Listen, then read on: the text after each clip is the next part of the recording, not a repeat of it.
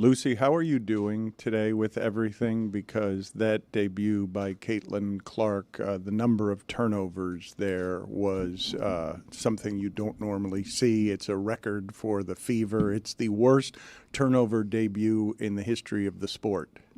She's breaking records. I don't see what your point is. One game in, I mean. Where was Aaliyah Boston? Yeah. Stugotz, what are your thoughts here on how I'm not sure what to do, Dan. I don't know how to attack this. Normally, a player with this much buildup, I would attack them, and having that lousy performance last night, I would say it was terrible. I would say that they're a bust. I would say choker. The moment was too big. But this is a different territory, different terrain. I don't know how to handle it. Lucy, tell me how. Stop calling her lousy. Okay. It was her first day on the job.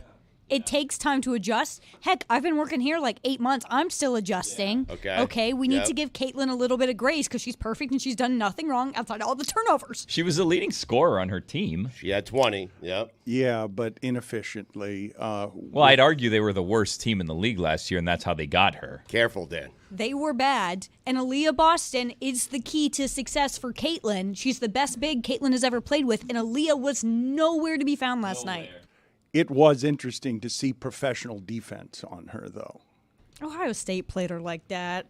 Look, there's going to be an adjustment period. I've always said there'd be an adjustment period. She will learn. She will, you're in a different league now. The rules are different. The physicality's different. It was a wake-up call. I have no worries. I think what you're saying about the first day in a new job is accurate. Like, people are nervous. They try too hard. They want to impress. So how many games do I have to go before I can call her a choker? Well, you told me to be careful with inefficiently, and you've gone lousy, terrible, bust, and something else in the last 90 seconds. I could do these things. I'm asking questions. You cannot, okay? You are allowed to ask questions. Dan, Yes. you are not allowed to ask questions. Stu, great question. Thank 5 you. games. Give her 5 games. 5 games? Okay. I think that's plenty of time. I think good. she'll do great. All right. You think Ohio State played her the way Carrington played her? Carrington is a different level. Obviously, that's a huge adjustment, but you watch the games that Iowa struggled in last year, Caitlin was guarded like that. And so there is a key to stopping Caitlin Clark, but what makes Caitlin great is when she's not scoring and she's not, really active, you still need to put 2 defenders on her, so that opens up the opportunity for everyone else. So the supporting cast, as well as Caitlin, need to play a little bit better. Roy, I'm hurting for you today because you lost to Boston last night, but I am happy for you, and you were very happy that you have your T-shirt now at lebatardaf.com, and that T-shirt I'm going to present to Stugotz right now as he says that Caitlin Clark was lousy and terrible and maybe close to a bust. That T-shirt is. Did you watch the game? I did, yeah. 30 minutes of it. Right up until the Mecca. Where did you find it? ESPN2, the Deuce. All right. It seems like he was telling the truth. Yeah. You watched part of the game. The first half? I watched the first half hour. She played so much better in the second half, too. Yeah.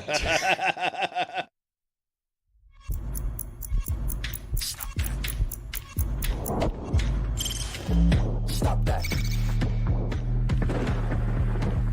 Stop that. Stop that. Yeah. I hear him chat to the noise. Move too quick, can't stop for the talking. I hear him chat with the walking. Just too sharp with the prize. White girls let it tell me I'm awesome. Yeah. Hot like fire on the pan. If you wanna touch my please use caution. Cold like 0 degrees. I'm out the cage, gotta let out the beast. Revolutionary, gotta let out the streets. Locked in a cage, I'ma let out the sheets. We can't go on, man, get my peace. You take the west, I'll take on the east. I'ma put them in the cage, never let out the. I hear him chat to the noise. Move too quick, can't stop for the talking. I hear him chat with the boys. Man so tough, but man's keep walking, yeah. Just too sharp with the prize. White girls, let it tell me I'm awesome, yeah. Hot like fire on the pan. If you wanna touch my please use caution. Stop that. Stop that. Stop that. There have been a lot of people wrong many times during the same series in that Denver-Minnesota series, Stugotz. And it's one of the reasons that I told you I was so excited for how interesting that series was going to be. If you were not watching last night what happened between Denver and Minnesota, and both of those teams are championship worthy. But what's about to happen to Anthony Edwards if he loses is we're going to spend a lot of time talking about him not having enough help. Mm-hmm. You want me to power through it? Yeah. Yep. He has plenty of help, by the way. I don't want to hear about it. Well, he doesn't. He's got 2 All-Stars. A Defensive Player of the Year is one of those All-Stars, and he's got the 6th Man of the Year. But he and Shai Gilgeous-Alexander do not have exactly what Jokic has, which is a number 2 that he's making feel like an eternal number 2 because, like Shaq, he can do that for Kobe and for Dwayne and for, what does Tony call Anthony Hardaway? Anfrini Hardaway? I don't think Kobe views himself as a number 2. I don't think Kobe viewed himself, as a number 2 ever. Not for a single day, even while playing with Shaq. Fine, but Shaq made everyone who was his number 2 during his time. Yeah. He made them into eternal greats, the way Michael Jordan helped make Scottie Pippen an eternal great so that we wouldn't do what we're about to do for Shai Gilgeous-Alexander and Anthony Edwards in their youth, is protect them by saying they don't have enough help. Anthony Edwards wasn't great last night, but Jokic put up what is an all-time performance, and it's a ho-hum performance for him. Jokic stat of the day, breaking records so often that we're all bored, so blasé. Jokic stat of the day. You know how they say you can get too much of a good thing? Well, what if they're right? And not that you care, but here's another boring-ass amazing thing that Nikola Jokic did recently. It's the boring Jokic stat of the day on the Dan Le Batard Show with Stugotz.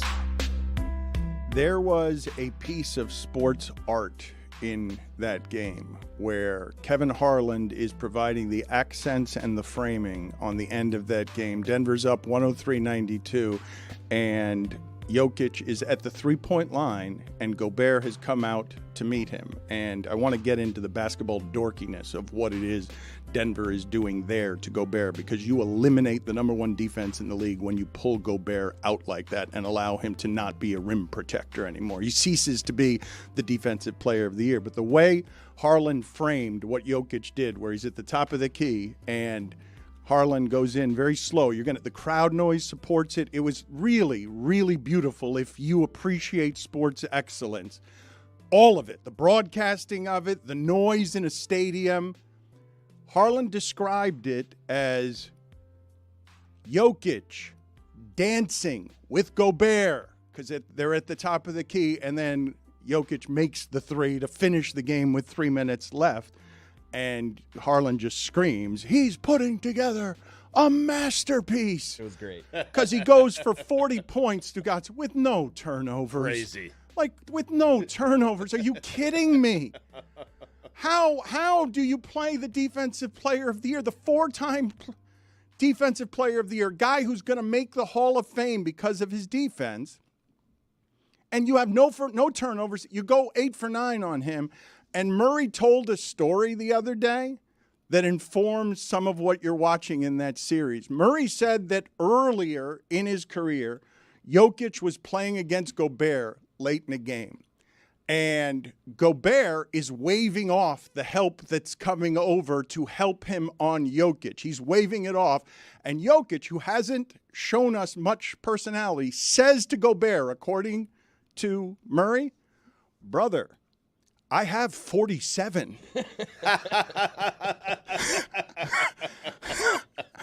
I love that. What are you doing waving off the help you clearly need? And I know we do this thing where we rip everybody, but I think Anthony Edwards has what needs to be the correct analysis. This is the guy people are putting in a class with young Michael Jordan, and he's got the correct analysis after the game. I just laugh. That's all I can do. I mean, I can't be mad because he good, man. I think I said that after game 1 when we won, and game 2, like he the MVP, he's the best player in the NBA. And he showed it the last 3 games in a row. Tonight, he was special tonight. I got to give him his flowers. It was. I mean, I don't know. I don't know what we were supposed to do. He was that guy. Minnesota really missed Mike Conley last night as well. So when we talk about the injuries all throughout the playoffs, that's where Anthony Edwards was really struggling most. Is there was no other shot creator on the floor for them. They were playing without a point guard. And so Denver defensively was just blitzing Anthony Edwards nonstop, forcing the ball out of his hand. Karl Anthony Towns actually had a very good game, but they had nothing else from there. But you have to marvel at his efficiency, Jokic, because Jalen Brunson had 44 points on 35 shots last night.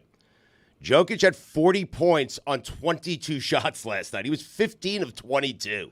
I mean, my goodness. The thing that he is, I don't know what else you can say other by way of compliment or tribute than Anthony Edwards saying, yeah, I just have to laugh because that's the best player in our league and there's nothing you can do about it and I don't know what to do and I'm just going to laugh. And they're going to go home, and I hope they win there because I want to see a champion tested in a Game 7.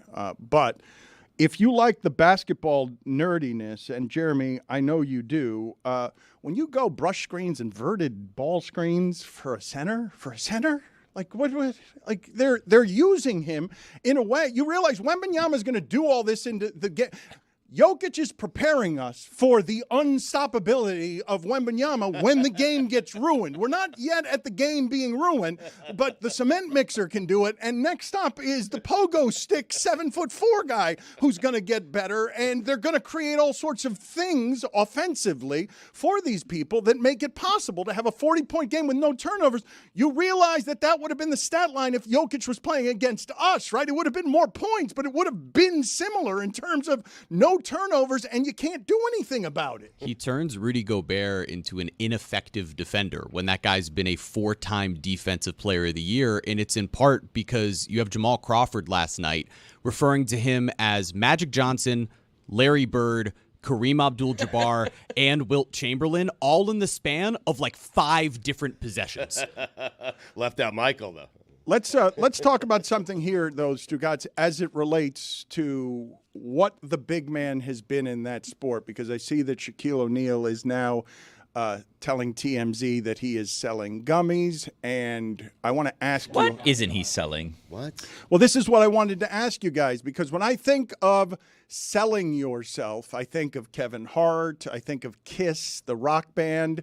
And I wanted to ask you in sports, who finishes in second place to putting themselves out there and selling every last thing to Shaquille O'Neal? And the reason I asked the question is because throughout my history, Stugotz, back when I wrote a magazine cover story on Shaquille O'Neal, I was informed by ESPN, I'd never known this before, that Shaquille O'Neal doesn't sell on magazine covers because the big man doesn't sell on magazine covers. And it was then later explained to me when I started doing some of the research that America doesn't have a connection point with the big man. So when I ask you this question, who's the second most popular big man ever? Is it Bill Walton? Like just a person who gets to be likable and gets to be an everyman and gets to be a commercial spokesman for everything because the big man generally isn't like that way. And in the cases of Kareem Abdul-Jabbar, for example, it can be so awkward to grow up tall as a kid that you can become someone who just doesn't like people very much. He's a giant that everybody loves. But he's 6'6" in this sport. That's a giant, yeah. Yeah, but in this sport, 6'6" is not a giant. Boban. That's a good one. That is a good one. Bo Ben, We love him. he's gotten more commercial appeal than How almost good he is. any other. Well, that for sure. But then that's a good nomination. It's a great one. Anyone yes. of that size. But it's also with him, as it was with sort of Manute Bol or Sean Bradley. It's sort of you get to make fun of him, right? He's a crowd favorite. I'm talking about big man who's also dominant, and then you love him even though he's ruining your sport because you can't stop him. He's too big, and people think he's been given a gift in the crib even though he was the 41st pick in the draft. Like, they think he's been given a DNA gift that makes him preternaturally gifted in this regard, and obviously it helps, but as John Amici likes to say, there are a lot of 6'10" people working at Subway. Taco Fall. Not a bad one. No, People love Go Taco Knights. Fall. but also A not novelty. but not excellent. Yeah, I'm not talking about the novelty. I'm talking about somebody who dominates. No, look, it's hard to do. You're He's not a gonna, nice guy. He is. You're going to have a hard time finding a second place for someone who's dominated a sport, sort of wrecks it with his size, and you just sort of think it's unfair. Did Wilt do a lot of commercials in his time? Like when he was at the height of Wilt Chamberlain, was he doing a lot of stuff? I don't know. He guessing. seems like a guy that would be. I'm guessing that, Right. yes, that Wilt Chamberlain got plenty. Yao Ming. That's a good one. That's a good one. That's How about excellent. Wemby? Is this in the future of Wemby? If he's not having his guards punch Britney Spears? It seems to be Allegedly. in his wheelhouse, and especially if he's got the Nike marketing. Can you guys get for me, please, the Nike commercial campaign on Wembanyama so I could just show people? Because this is a big part of it, Stugotz. I miss the excellence of the sports commercial. I miss the excellence of the commercial in general. I tend to be pretty disappointed even when the Super Bowl arrives because I want things that are more clever and more creative. And ESPN spoiled me because with Wyman Kennedy, they got so good at the marketing of sports that they were doing exactly what Nike was doing. And Nike does this for Wembanyama, and this is going to help a great deal because I will remind you that Michael Jordan, while not terribly interesting in front of microphones, got framed the mythology by Spike Lee and Nike in a way that really served him, even though he wasn't giving them words to help. 274 field goals, 128 three-pointers, 254 blocks.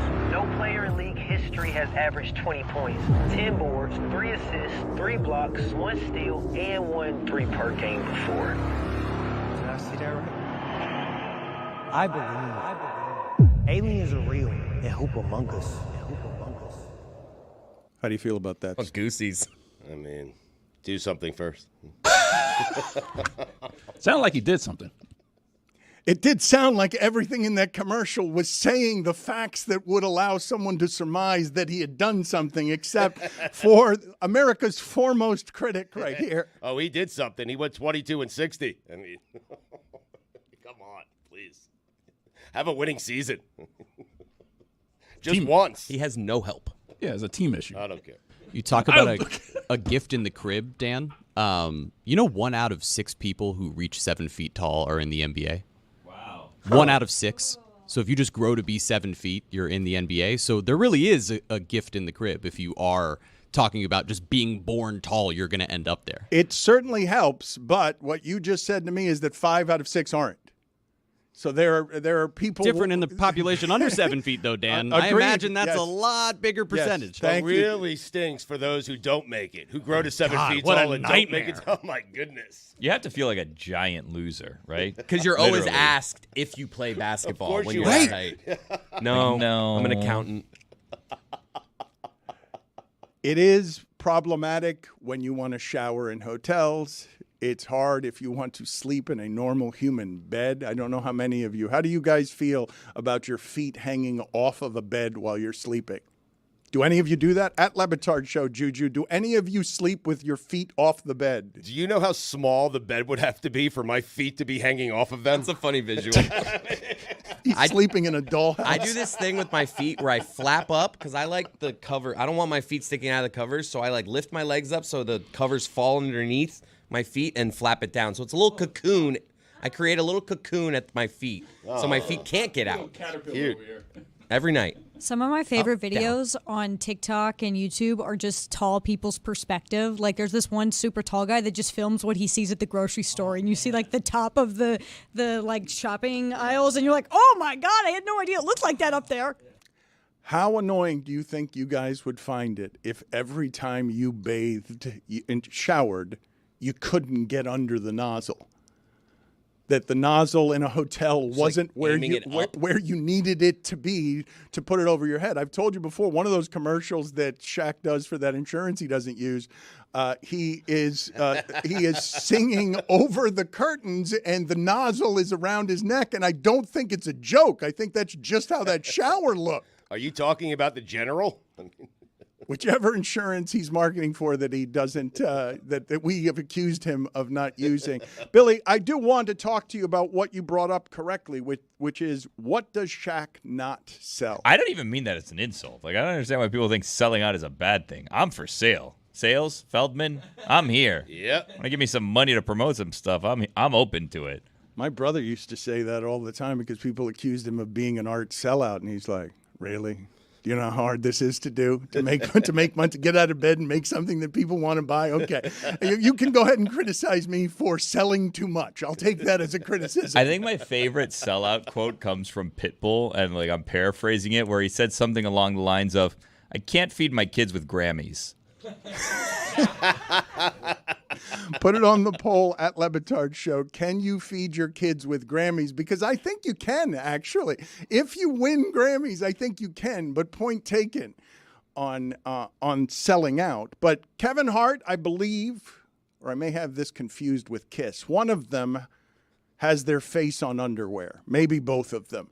And I don't know what is too far for you guys, but these are the three I think of. Do you guys have a fourth in terms of somebody who will say yes to anything and will sell whatever it is that your product is, and it doesn't seem to push off sponsors in any way? I sold the Dove Healer. So you're nominating yourself for fourth place? I would sell anything, Dan. It feels like Peyton Manning is heading in that direction. Oh, that's a good He's on one. a lot of stuff. Yep. I have something to tell you, Stu. So when we went to the SEC championship game, Bush's Baked Beans did like a giveaway thing, and we won a prize, and we were going to send it to Stu, and they never delivered it, and it was a can opener that every time you used it had Peyton Manning's voice, and it was called Peyton Canning, and that was supposed to be for you. Oh, my God. But they never sent it to us. I think they lied. You sent me a text saying I have a great gift being sent to the studio for you, and I've been searching for it every single day. That was it? Bush's Baked Beans did not give it. And the thing is I'm terrible when I buy gifts for people. I immediately tell them. So the fact that it took me till now to tell you was a huge win. We need to get that. We need to shame the Peyton Canning people into sending what... Bush's Baked Beans. Did you meet Duke the dog? I did. I got a picture with him. Wow. The thing in my parents' house that always makes me laugh is when I hear in the other room my father with a bottle opener opening something up, and then I hear Boog Shambi's 1997 I have that. home run call of, let me tell people what it is before you tell them that you have So it, excited. of Alex Gonzalez's home run in 1990. Was it 1997 or 2003? Oh, 2003, yeah. 2003, Alex Gonzalez says, I'm of that age now. When I conflate... You're mixing up World Series? when I conflate eras and I put 1997 players on the 2003 team. Renteria 97, Gonzalez 2003. Thank you, You got it. Stugotz. Yeah. But my father in the other room, I'll hear the crack and the fizz, and then the voice of Boog Shambi taking me to 21 years ago. Boog Shambi featured on the latest edition of Pablo Torre Finds Out. This is a bottle opener that has this call just automated to play. Where can I get one? Billy, you have one, don't you? I lied.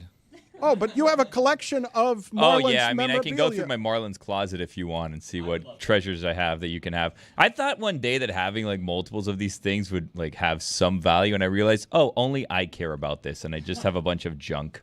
At one point, it's not junk. We're doing a documentary with some people who have baseball card collections, and it will not be junk for your daughter, and it will not be junk off in the future. Okay. I don't know if my daughter wants a Ross-Gloat anything. Billy, if I took care of the baseball cards I had as a kid, oh my God, how much money I would have. Seriously. I mean, I have a lot already. But I still have an ongoing feud with my childhood neighbors from behind. I don't even know who they are, where I could find them. I assume they're in prison with what they did to me, but that's fine. They went and they took my baseball card, like little whatever it is, like folder, because you used to have a folder with baseball cards. And you had the slots you'd put the baseball cards in, right? So they're like, let's trade baseball cards, and I was like, cool. And they're like, pass us your book of baseball cards, and then like we'll see what we like, because there's a fence between our yard and their yard. And there was like a fence there. So I passed them my like folder, my binder with all my baseball cards in it. And then I had some of these like MVP, like hologram Topps cards. And then I noticed when my folder came back, I didn't have any of those cards left in my folder. And they gave me just some crap cards. So I hope they're in prison or in hell. Wow, very strong. Stealing cards from me as a young child. It taught me to never trust. So I guess I did learn a valuable lesson that day. How much do you think I can get for an Andy Fox bobblehead? I want to ask the question of the group before Billy answers this, because I found something the other day, and right now it is in my home in a place, and I keep forgetting to bring it and ask Billy off air if he wants it, but I'm just going to ask the group. I have a small 1993 baseball writer's card from the first original Marlins season that has Marlins stuff on it and is obviously something that is old and also represents symbolically. I had that taken away by the Hall of Fame because of what I did with my vote whenever it is that I did that, and I wondered if Billy would want it. Do you guys think that that is something that Billy, a junk collector, a bit of a hoarder, somebody who has memorabilia, somebody who has... Would you say someone who... Hold on a second. Forget when Would I said... you say someone who oversees a museum, would you call them a hoarder? Because they're just collecting old crap. Well, if that person had it all in the trunk of their car, yes. I have a closet. It's in a closet. But unfair to you to call you a general hoarder, a memorabilia hoarder, somebody... Collector, connoisseur. Okay. Do you guys think that this is something Billy would want? Yes or no question? Sure. Yeah. That wasn't an option, Roy. Yes, yes or no question. I mean, sure is a connotation of yes. Isn't it? Yes or no. It's an undercutting yes. I mean, I didn't say maybe. It's like, yeah, sorta. There were two options, though. I mean, Billy, would you want it? I'm not going to test the rest of I the don't room understand what it is. It's You know just where it's going a now. paper that says that you're a writer? It's not a paper. It's a baseball. It's one of, I don't know how many writers there are in the Baseball Hall of Fame. I don't know whether they've got 800 voters, 900 voters a year. Or actually, yeah, it's just membership into the club that gets to vote in the Hall of Fame. I didn't know whether you'd want it or not. So I was going to what bring it in and ask you. You're doing is offering to donate to the collection I curate. We'll accept your donation. We'll put a little plaque next to it in the museum that opens up one day. wasn't an option. By the way, Ryan Reynolds also a whore. Most of them are his own products, That's a but good one. he's in commercials for everything. They're all his own products. They're all. I think things he owns a has. piece of like a lot of the things that he. Clooney led the way for all these guys on that. Clooney decided to put his name on things and then gives his friends suitcases full of cash because he makes so much money on the side. Ryan Reynolds has what? Cell phone company and alcohol. He's now turned Rob McElhaney into a commercial person. Like, how did you do that? The guy from It's Always Sunny in Philadelphia? It's amazing what Ryan Reynolds has done with that.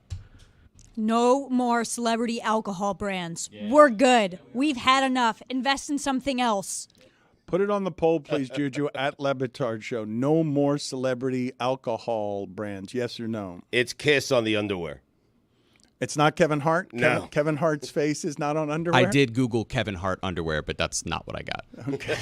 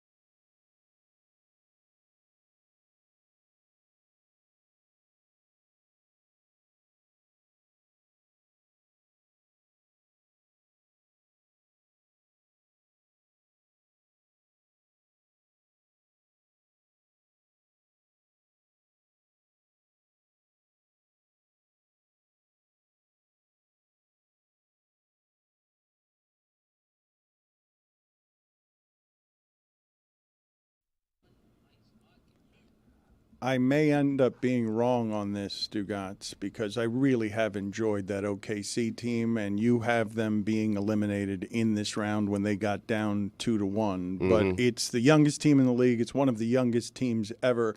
But I do feel like we're headed to Shai Gilgeous-Alexander really not actually having enough help, because he doesn't even have a Karl Anthony Towns. Like Holmgren may become that at some point. But you guys helped me with this, because when I saw the shot chart on him beating Dallas, I was like, holy shit, that's more mid-range than DeMar DeRozan. That's like all mid-range stuff, and he's great at the mid-range stuff. But it did make me wonder, has Shai Gilgeous-Alexander replaced DeMar DeRozan as the king of the mid-range? Because that team is really good, but I think the winner of Minnesota and Denver is the one that's going to end up winning the West and then ending up playing against Boston, because you saw with Anthony Edwards right now, you do need a specific kind of help when you run up against these championship-level defenses and you don't have a second place to put the basketball. In fact, I would say, Stugotz, that given what Jimmy Butler did to Karl Anthony Towns' reputation, where what he stained him with is you're soft. You and Wiggins are soft.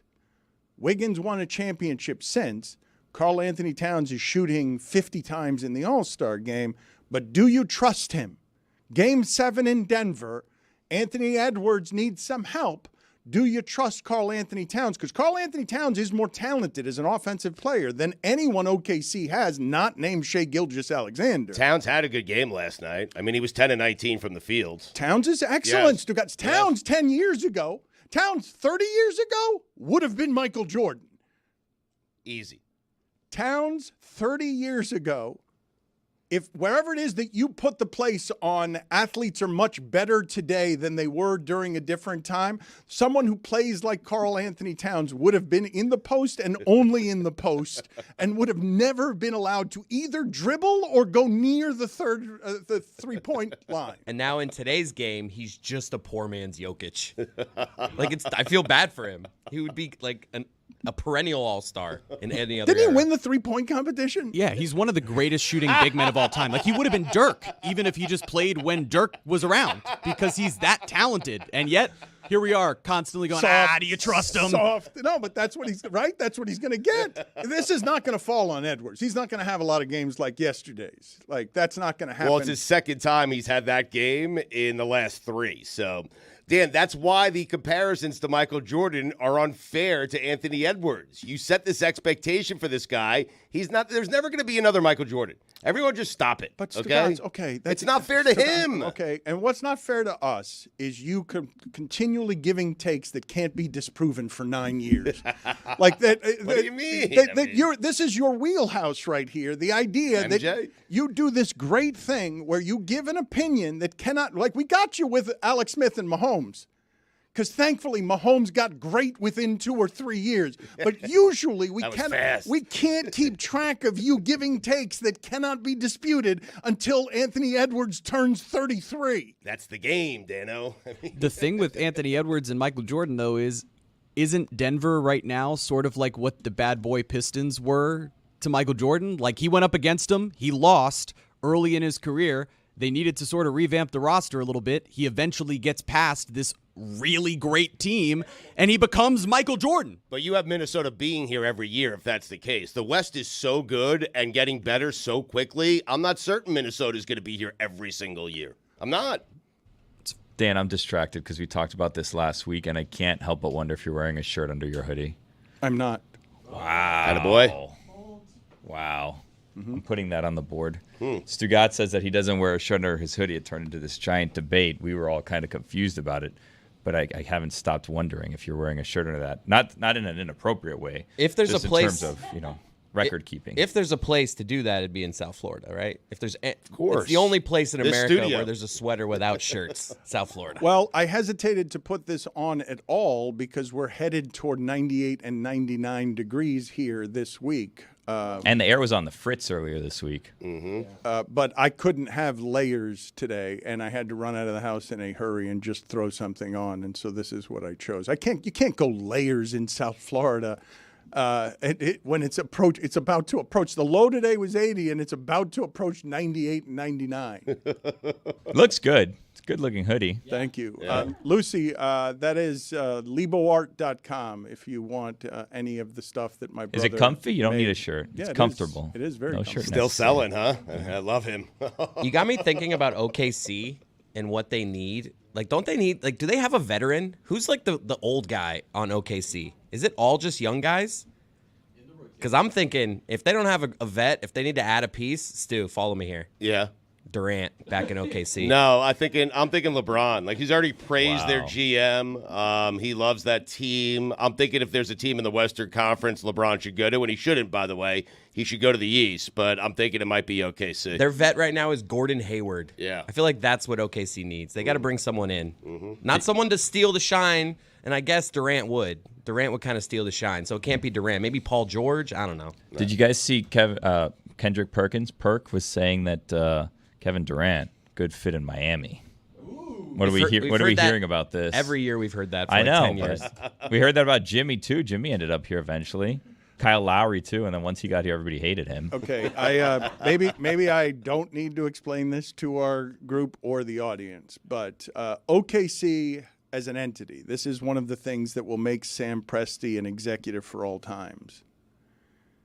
The fact that they could kidnap young people and make them live in Oklahoma City for 7 and 8 years without free agency or an ability to get away because they can give them more money is one of the most unfair and ruthless things in the NBA. And you thinking that LeBron James would use his power? He'll choose Akron because it's his hometown. Will use his power not to work in LA or Miami, but to work in OKC, or that maybe Durant because he's going back to a place he's already been. But people who get out of OKC generally don't go back.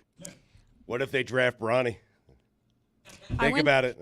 I went to Oklahoma City a year ago for the softball World Series, and I had the same Uber driver 3 separate times while I was there. It's small. Oh, no. Eventually, we were like, "Hey, Mark, how's it going?" Like, he just kept showing up.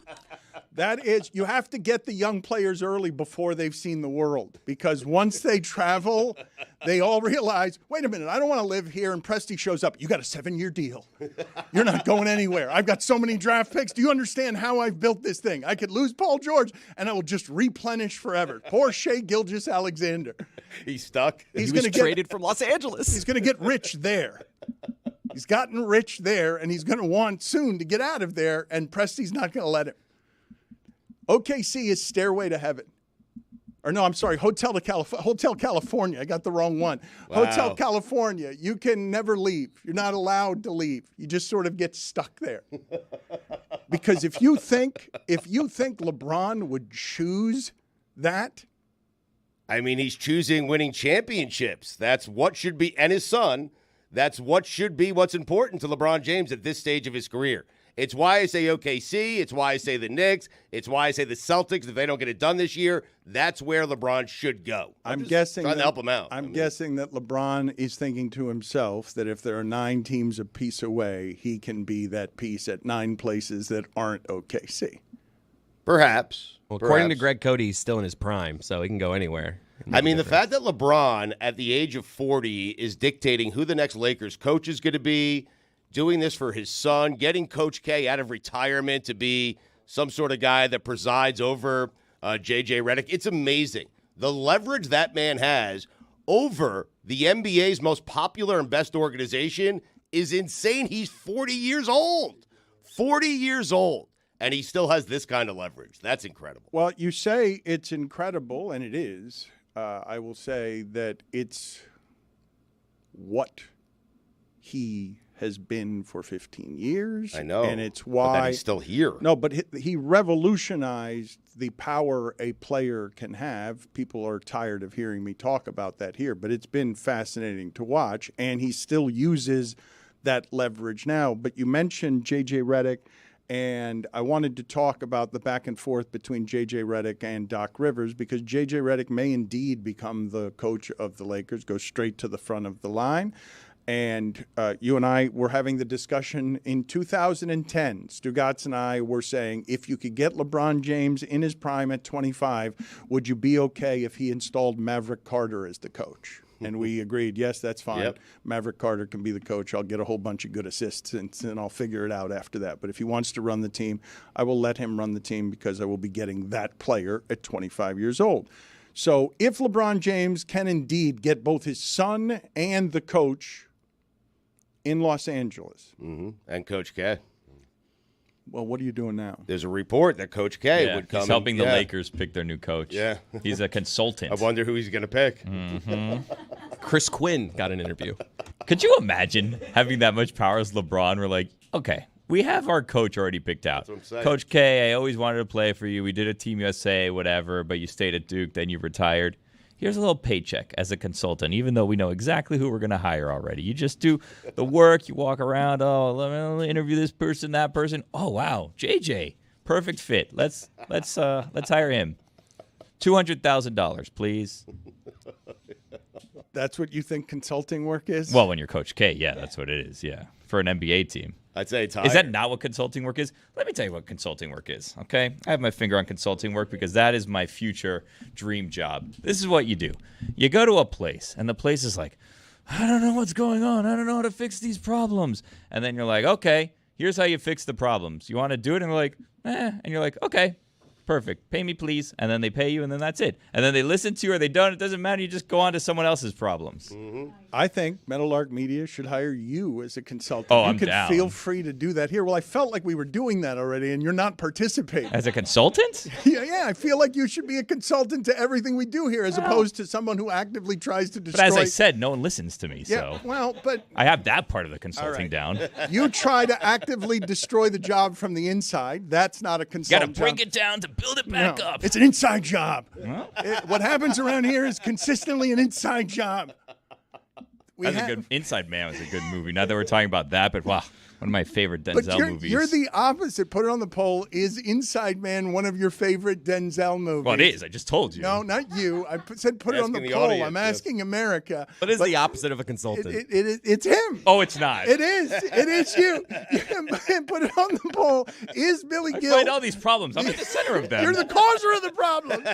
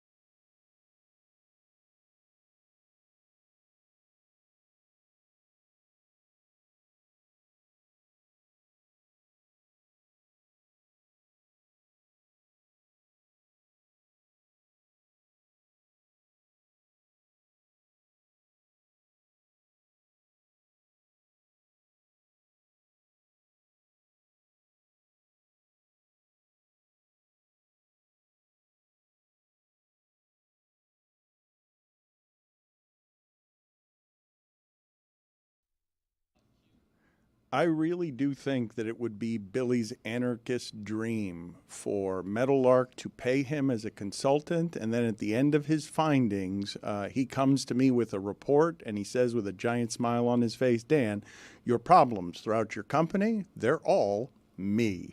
I've discovered the problem. They are all me. But the good news, I have the solution. Promote me. No one better equipped to solve the Billy problem than Billy. Sam Morrell is with us. This is early for him. He's a late-night comic. He lives a big, loud life at night, and he's got more of those T-shirts than any human being I know. There it is, the Isaiah Hartenstein Die Hard T-shirt. Look at him. He's feeling himself today. I was surprised you weren't at the game yesterday. I should tell the people, he's our senior Knicks correspondent. He's the commissioner of fandom. He's got shows coming up in Lexington, in Southern California, in Atlantic City, Rochester. He'll be in Miami. And same time tomorrow is his Netflix special. What happened? I thought for sure you would be there soaring behind your team last night. If there's a game 7, I'll be there, man. I get too nervous, man. I'm not fun to watch these games with. I'm panicking. I'm a wreck. Thank God they blew that one out in the second half. But yeah, I'm not fun to watch these with. I don't want to be there. Do you want a game 7? Of course not. I said if there is one, I'll be there, and I'll definitely be there in the next round. But I was pretty nervous yesterday. I got to be honest. Sam, you haven't been nervous throughout this. You've told me at every turn that you think you can beat Boston. What happened? Well, I forgot that Jalen Brunson is like King Henry V, and he doesn't need to have his full force. He can be outnumbered, and he can still have a depleted army and win the war.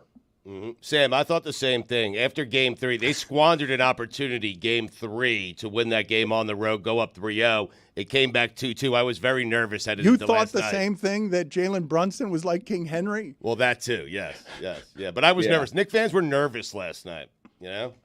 We were nervous. Yeah. I mean, we saw that Siakam finally started to play well with the absence of OG Anunoby. OG was shutting his ass down. OG is so essential. I mean, we're down a lot of players right now. This is nerve-wracking for us. I think we're clearly the better team. I think even if you're a reasonable Pacers fan, you realize the Knicks are the better team. We're playing down 4 key players. It's crazy. So that's what your answer would be, right? When I ask you, well, how did your confidence become something so shaky that in the second round it could be tested by a 6 seed? It's just the injuries, right? Just the injuries, of course. I think losing OG Anunoby was a big blow because we had to play, and kudos Tibbs for adjusting. He went with the small ball lineup, and it worked out starting Deuce yesterday. So I liked it. And Precious gave us great minutes. And same, shout out Alec Burks for being, his number was called. I know a lot of Knicks fans were nervous with Alec Burks. Not me. He's been balling, dude. Yep. I told Dan that guy can give you 20 points on any given night, and he's done it. He's done it twice. I mean, Dan, your thoughts? Apologize to Alec Burks. He hadn't given you 20 points since February. 19 a game, the last 2. The shirt. Take me, for the audio audience, Sam, just take me on a tour of the shirt you're presently wearing. Isaiah Hartenstein, Die Hard with a Vengeance. Yeah, I've been a big Hartenstein supporter for a long time. Knicks fans, we believe in our players, and we don't like when major media people trash them. And that only made me a bigger Hartenstein fan, seeing how he didn't become shaken. He became powerful. He became a monster on the glass, and you saw it last night. His defense he's been the anchor for us. He's been amazing. And 12 offensive boards last night. This guy is we need him next year. I hope he stays a Knick. He's been incredible. What'd you think of the Pacers coming out thinking they're a bunch of tough guys at the Mecca last night? Huh? Got a little chippy there, Sam.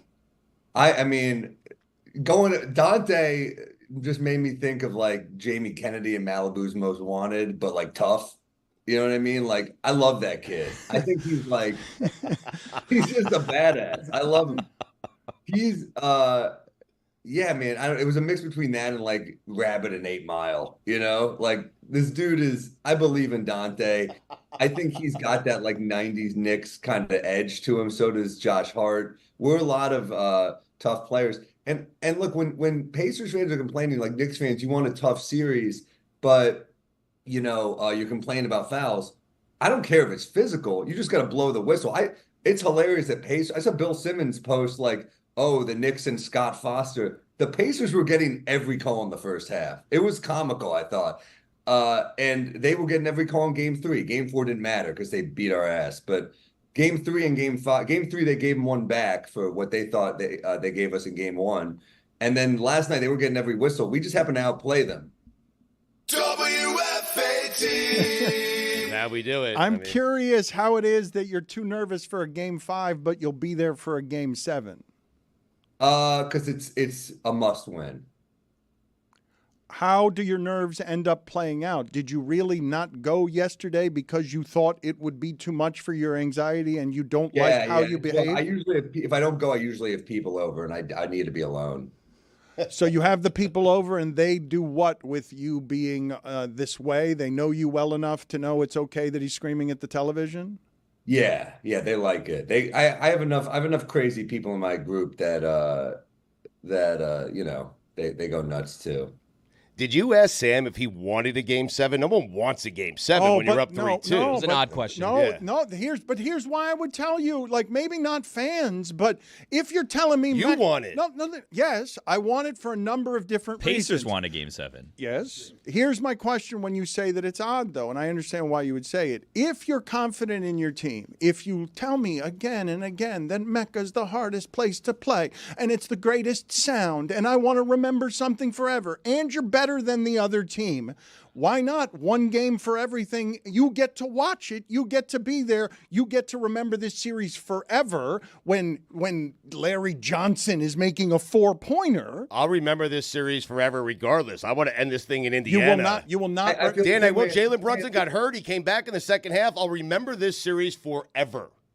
Yeah, also, Dan, I didn't appreciate your tone with the Mecca's the hardest place to play. It is the hardest place to play. Right. Yes. And the fans are the best. Are we going to talk about Draymond's ridiculous unlikability on TNT? Well, let's play this sound for Sam and the audience. Why does Knicks fans think I hate the Knicks, though? Why do they? Because you did say you didn't like New York. No, that's a lie. I thought you said. I told the truth about the team. And the truth about the team was it's a fluke.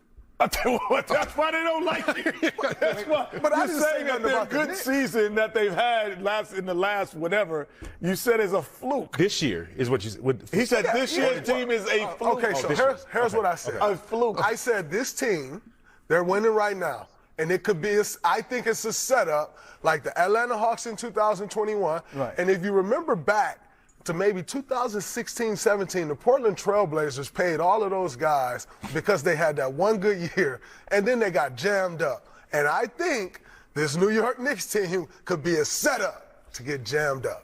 Is that what you're objecting to or something else? If you're comparing Alan Crabb and Al Farouk Aminu to OG Anunoby and all these other guys, you're out of your mind. Knicks are a fluke. We're down 4 rotation players, including Julius Randle, an All-NBA guy.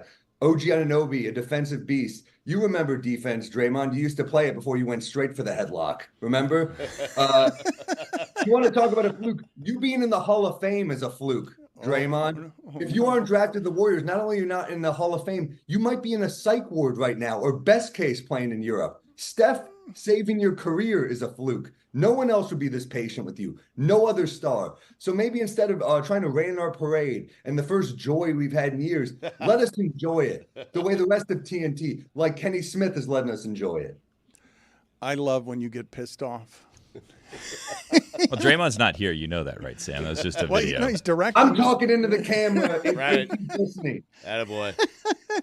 A genuine question, though, when it comes to this Knicks group. Like, if there are no moves made and you have this core moving forward for the next 5, 6, 7 years, this is the group. What do we think is the higher likelihood? That this group wins a championship or that they never get back to the conference finals again? Ooh. Because I kind of think it's probably the latter, given the people who were out in the East this year. I think, first of all, if you think Trae Young has the leadership or the talent of Jalen Brunson, you don't watch basketball. Mm-hmm. Secondly, we are missing – do you not hear what I'm saying? We're missing 4 key players, and we're still doing this well. So I think you have to look at what our potential is. I think what you saw in January when Randall and OG and all the guys were just banging, we were a team that beats you up and wears you down. and we have to change our identity a little bit to compete. Luckily, Tibbs has made adjustments, and I think he's made key adjustments, starting McBride yesterday, and having Precious come off the bench for energy. So, look, I think our ceiling is pretty damn high, and maybe we're not done making moves. That's why you stockpile first-round picks. I think there's a couple more moves Leon might make, but to act like we're a fluke and not in a great position, the best position we've been in 25 years.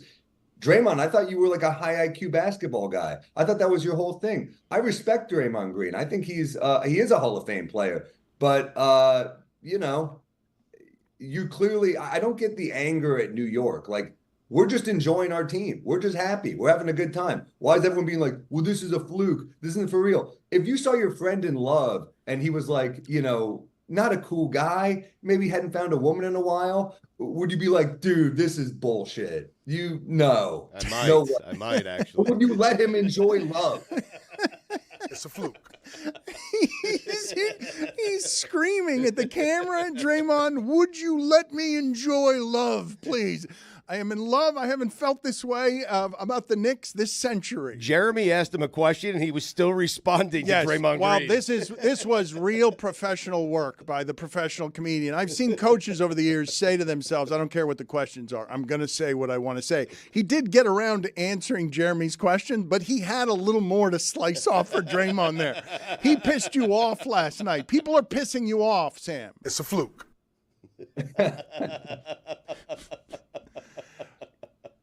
Yeah. I mean, but I'll say this. I love when the media counts the Knicks out because I think this is a team that wants to be counted out. I think they thrive on it. I think it's fuel. When you saw Siakam, who, by the way, has looked meh. He's had a couple games, but talking shit to Jalen Brunson and Brunson going back, it's a long fucking series. I love that. I love that Jalen Brunson's like, let us be the humble guys. You guys talk your shit. Tyrese Halliburton talked a lot of shit in Indiana, and he can, but that's not our style. Our style is more like, we're tough, we're going to play ball, and let Tyrese talk a lot of shit because he was pretty quiet last night. Are Sam and Stugotz surprised at all that Jalen Brunson already has more playoff points than Carmelo Anthony? I'm not personally, and no disrespect to Carmelo, but I do think that Jalen is the best Knick since the 90s. I just think he's had a pretty big load in his shoulders, and he's delivered. He's been incredible. I am surprised by that because no one could see this coming. Like, no one. Like, Carmelo, yeah, that is surprising. Like, Jalen Brunson in the moment, this is great, but no one could see, at least I couldn't see, that Jalen Brunson would arrive at a place where he has more playoff points than Carmelo. It's a fluke. I mean, how do you not look at Jalen Brunson and just love this guy? How do you not look at the whole team and love this team? They all were guys. They remind me a little bit of Detroit in 2004. A lot of guys who people kind of gave up on, like Rasheed Wallace, Chauncey Billups, Rip Hamilton, guys that kind of didn't get their due. Ben Wallace, those types of players. How do you not like this team? Stugotz has a revised list of top 5 Knicks of all time based on yesterday's proceedings, I guess. Number 5 or OLI? I am OLI, yeah, I have a ton of them. All right. You've got a lot of outside looking in. Just some, yeah. All right, go ahead. Dave DeBusschere. Bill Bradley. Earl the Pearl. Walt Clyde Frazier. Patrick Ewing. Nicotine. Josh Hart, Jalen Brunson. You're just naming Knicks? Number 5. Nicotine has fallen out of the top 5? It was number 1. That was a week ago. Today's today. Number 5. Alec Burks. Number 4. Deuce McBride. 3. Dante DiVincenzo. 2. Isaiah Hartenstein. 1. The Mecca. Sam, how do you feel about that list? I love Isaiah Hartenstein. I love these guys, so I'm fine with it. Thank you.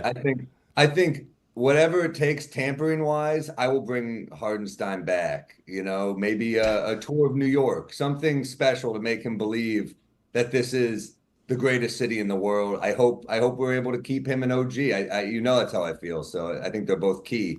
going forward, and key to our defensive identity, which is what Knicks fans want. They want a defensive team always. Sam, I know Brunson's been great in this series, but if the Knicks win the series MVP should go to the Mecca, right? I think, look, it's a team game, man, and I love what Hardenstein said about the Knicks fans, where after Game 4 and the Knicks got crushed, he was like, "We don't deserve the amount of support they give us if this is how we're going to play." So I think they're aware of how great the Mecca is and how great the fans are, and I thought that was like a very, very smart thing for Isaiah to say. I think Josh Hart said something similar. So they know that it's an amazing place to play. There's some other great arenas in basketball, but I don't think anything touches MSG. It's a fluke. Put it on the poll at Le Batard Show. Do you think the Knicks will be able to keep Hartenstein with a tour of New York? You don't know how I do things, man. I got great restaurants lined up, whatever he needs. It's likely going to come down to money. I'm sorry. I didn't realize it was you giving the personal tour. I thought it was one of those duck tours. It's going to be great. It's going to be a big off season. We're going to have fun. He's going to be like, "How could I leave the city? Katz's Deli? This is amazing. They don't have this in Charlotte," or whoever tries to court me. I don't know. We're going to keep him. It's going to be great. Sam, if there is indeed a Game 7 that no Knick fan wants to see, but if there is one on Sunday, I would like to come. I'd like to sit courtside with you, and I am bringing along a good friend of mine if you're interested, okay? Who's Adam that? Schefter. You, Schefter, courtside at a Knicks game. How do we get it done? But you have to, wait a minute. You have to get him to get you now 2 tickets, or does Schefter have his own ticket? These are pricey tickets. These are not easy to get. Listen, it's on Dan. Me, you, and Schefter. What do you think? I think I'm going with Chrissy D on Sunday if there's a Game 7, but we'll see. He's our senior Knicks correspondent. He's too scared and nervous to go see a Game 5. He's Sam Morrell. You understand? There's no choice in a Game 7. Game 5, I'm like, I can't. You have to go. Egos I can't look at. I go fucking nuts. But Game 7 is do or die. So there's a Game 7, but man, I'm worried. I'm worried. Mostly about OG's health, because I do know we need him to make this Boston series even interesting. Because what's tough is having all these injuries in a year where I do think Boston is beatable. And we've had so much bad injury luck. Obviously, Boston's a great team, but I do think anything could happen in the playoffs, as we've seen, with your Miami Heat team beating them. Miami played a tough style basketball. And I think that this Knicks team has like a Knicks culture, and I think they could make it interesting, but it's going to be tough if we keep having these injuries. He's the commissioner of fandom. He's our senior Knicks correspondent. He's got shows coming up in Lexington, in Southern California, Atlantic City, Rochester, and here in Miami. And I will tell you again, the Netflix special, it's excellent, as is all of his work. Same time tomorrow. Thank you, Sam. Thank you, guys. Go Knicks.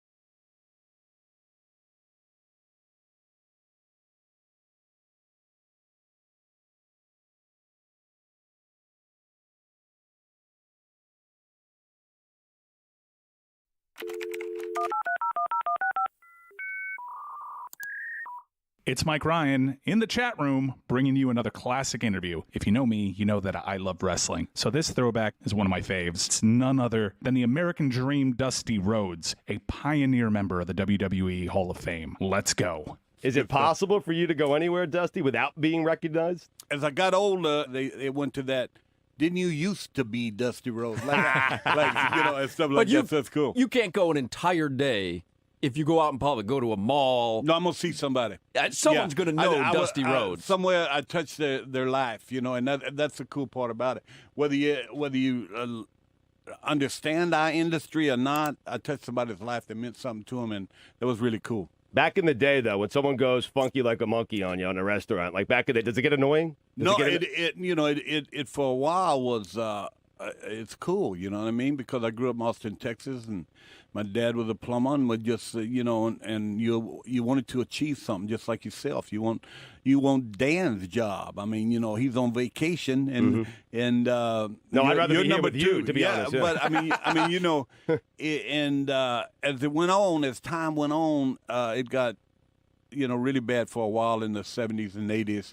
In Miami and down here, and I used to come down here and play dominoes. Little peace, little solitude. Little peace. Yeah, It's cool, man. They leave you alone, right? Yeah, it's good stuff. Yeah, and if someone recognizes you, what is the thing they'll most often say to you? Man, when are you and Flair gonna get back together? Is it flattering though? It's got to be flattering when people still want to see you and Ric Flair fight, right? Yeah, I mean, it's got to be flattering. I mean, it's like you say, years ago. I came down last week to I won't name the names, but to a place there. A guy was retiring from the 70s, and the Jewish guys came in from New York and opened a huge business here, and all he wanted was to have lunch with the American Dream, and lunch just in his office. So they flew me down, showered me with food, showed me around the place. He had lunch, and it was just so cool, man, and he knew everything.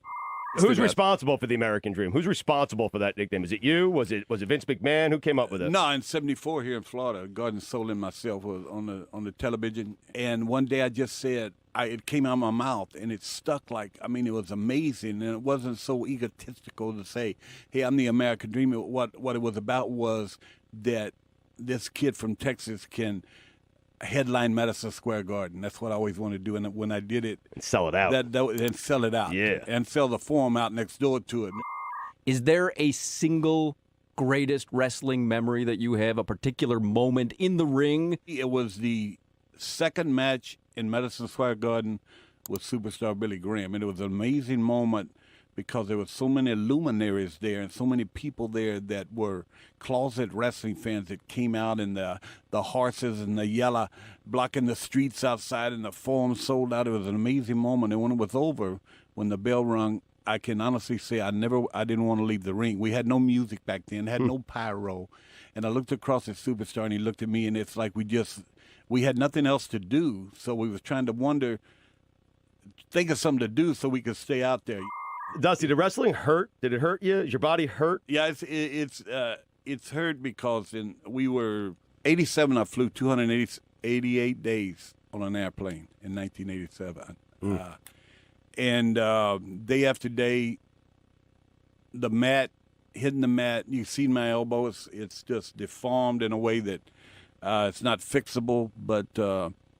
It only hurt for a little while, just to move on. That's what I chose to do. It's my vocation. When Dan and Stugotz have athletes on, they'll always ask them football players, and they've suffered concussions, or when they get up in the morning, everything hurts. And Dan always says, would you trade it if you knew the pain you were going to be in today? And to a man, everyone says no.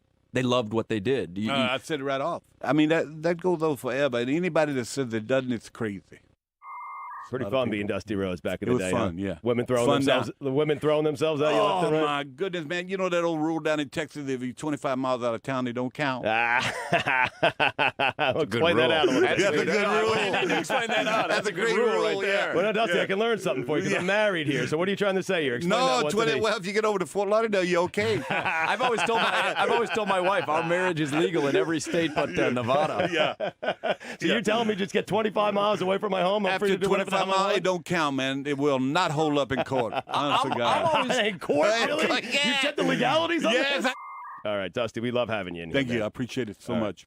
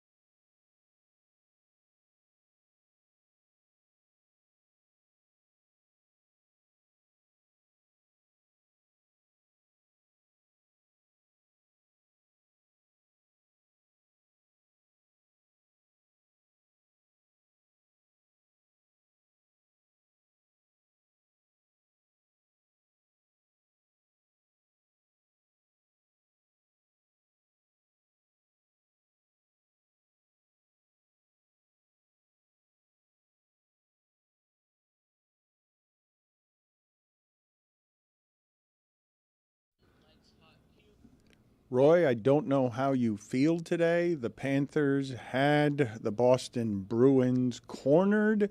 You want to end that at home. I know you've been afraid at no point during this series, but your general feeling. Are you going to ask Roy if he wants a Game 7?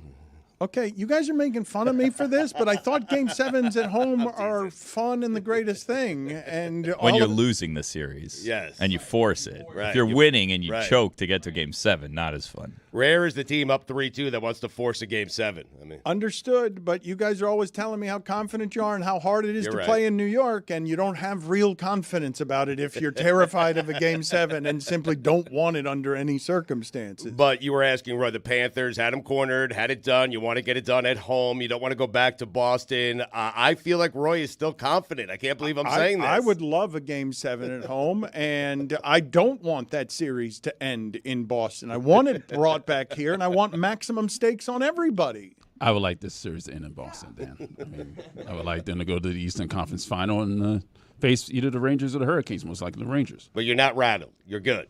I'm fine. Really? Yes. My favorite part of last night's game, other than that we lost, like that part sucked, but Maurice yelling at the team to inspire, and we get a goal right after. It's 11 seconds after that tirade. We have the video of, I think it's B-roll, where we can just see him laying into the team. There's a fan longing for him, and that's the way I look at Paul Maurice. Longing for Paul Maurice just by watching him just coach, just be a coach. He was just laying into the team, and I see this clip, and then the fan, oh my God, it's me. It's the way I would look at him, just longing. And you just think that it's sexy. Sexy. You're claiming. Look right here. You can see it. Look at the guy in the background. Look at the way he's looking at Maurice there. That's the way I look at him. I love him. And look, he's telling his friend, he's yelling at him. You're just gazing at him longing. Do we have an ISO of just the look? I love this guy. Because his veins are in his neck bulging. Hockey coach. I mean. I'm afraid that the one Hall of Famer that has joined us today is snoring in the back next to Jeremy. Mike Ryan came running in today to executive produce again. He's pushed Chris out of the chair in order for all of us to celebrate the one true Hall of Famer who is here. Bernie, the Heat mascot, has arrived, and we need to vote him into the Hall of Fame. Billy has yelled and screamed at the Mascot Hall of Fame Executive Committee because he thinks it's communist. Well, they just don't respect your vote. I mean, you can vote for Bernie. You can, I guess, what's this about? You can vote for them to get into the Hall of Fame, but here's the thing.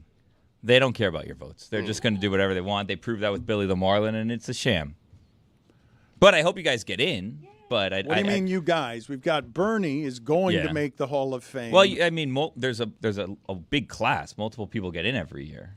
Who are the others in the class, and do you think they rise to the level? We said before that the state of Florida, has never had a mascot in the Hall of Fame. Billy the Marlin was voted in by the fans, and then the Hall of Fame didn't let him in for some reason. We got to talk to somebody to get some questions answered. Lucy, you love mascots. You told me you were very excited to have Bernie in today. Look, I'm looking at the Mascot Hall of Fame right now, and Little Red for Nebraska made it, and he's a freak, so I don't trust the voting.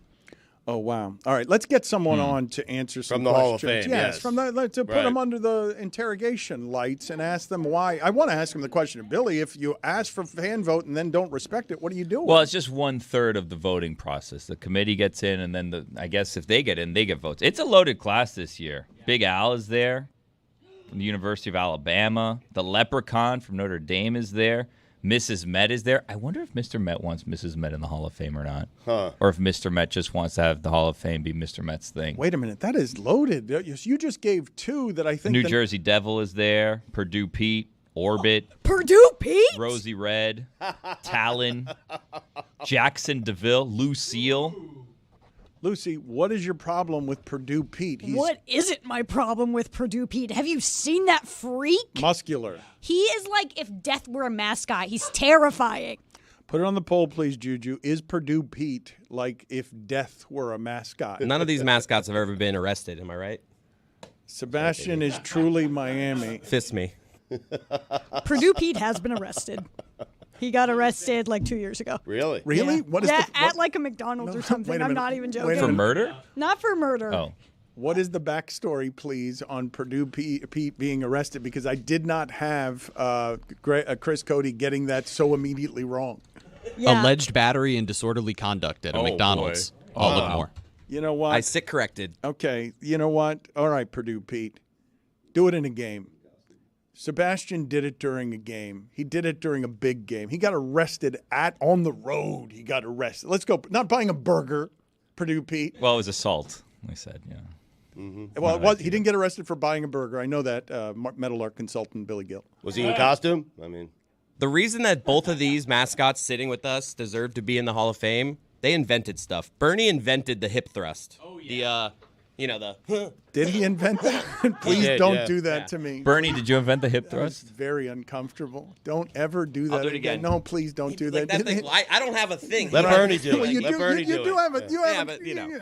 this is awkward. And what he did, the side like splitting his mouth thing. Who else does that? There it is. I think that might actually be something that Sebastian the Ibis did indeed invent. I don't know if Bernie No, he invented did. Look it up.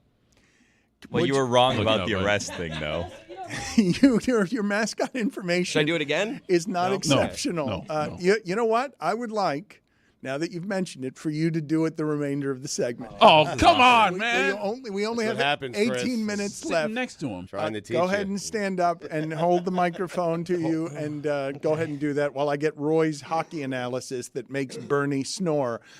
You don't have any concerns. You have said that a number of different times and ways, but I was not expecting that. I know the hardest game to get against tough teams is the desperate one that will end their season, but given the way the last 3 games looked for Florida, I was genuinely surprised by that result. Well, the Bruins limited the Panthers' shots, especially in the first period. For the first half of this game, it was pretty much all Bruins, and the Panthers really could not control the puck. I mean, they were giving the puck away. There were 2 transition opportunities on their power play that went back for breakaways. It just wasn't very good. I mean, Carter Verhaeghe didn't have a good game. Matthew Tkachuk didn't. The power really play was bad. disappeared. Our Yeah, the power play was bad. We've looked great on the power play, and last night was rough. Give Swayman some credit, though, Roy. He was great Yes, last night. he was great last night. Bob was also good. But, yeah, I mean, the Panthers played their way out of that game. Reinhart scored a goal. How about score more than 1 goal? Yeah, because Sam there Reinhart was plenty of opportunities. No, Sam Reinhart was not great. There were plenty of opportunities there at the end of the game to score more goals, and Sam Reinhart is just missing them. No, Sam Reinhart was good on both sides of the puck. So and Alexander He Bolthoff missed was one good late. He had a defensively. big one, a chance late with the net. To open. Billy's point, he had 8 shots. I mean, Well, let me Well, explore. Paul Maurice screams at him and says, "Score more goals!" Right now. Mm-hmm. Well, he people did. People are giving Paul Maurice a lot of credit for the game before that the Panthers scored immediately after he gave some sort of pep talk. They scored immediately after, as if the guy in a suit on the sideline.